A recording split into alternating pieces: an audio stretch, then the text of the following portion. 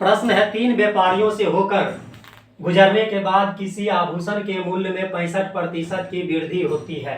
यदि पहले और दूसरे व्यापारी को क्रमशः 20% तथा 25% का लाभ होता है तो तीसरे व्यापारी को कितना प्रतिशत लाभ होगा। मान लिया कि वह तीन व्यापारी ए, बी और सी है और ये तीनों व्यापारी से होकर गुजरने के बाद आभूषण डी के पास जाता है और तीन व्यापारी से होकर गुजरने के बाद आभूषण के मूल्य में 65% की वृद्धि हो जाती है। मान लिया यदि ए ने आभूषण 100 रुपया में खरीदा हो या 100 रुपये की लागत से बनाया हो तो डी तक जाते जाते उसी आभूषण का मूल्य हो जाता है 165 रुपया, 65% की वृद्धि।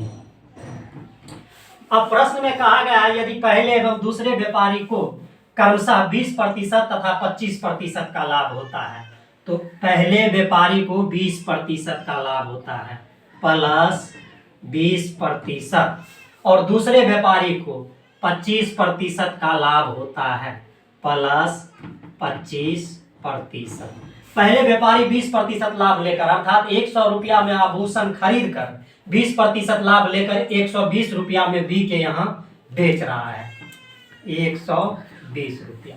अब ये 120 रुपया बी का क्रय मूल्य हो गया। बी 120 रुपया में आभूषण को खरीद कर 25% लाभ लेकर 150 रुपया में सी के यहाँ बेच रहा है। ये 150 रुपया में बी का क्रय मूल्य प्लस लाभ दोनों सम्मिलित है अर्थात बी 120 रुपया में आभूषण को खरीद कर 25% लाभ लेकर 150 रुपया में सी के यहाँ बेच रहा है। अब प्रश्न में यह पूछा गया कि सी को कितना प्रतिशत का लाभ हो रहा है। मान लिया कि सी को x% का लाभ हो रहा है।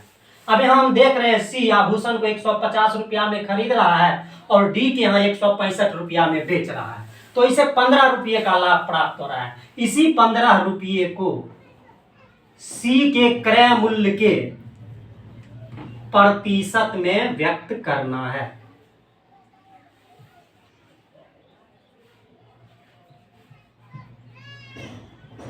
%10, यही हमारा उत्तर होगा ऑप्शन ए।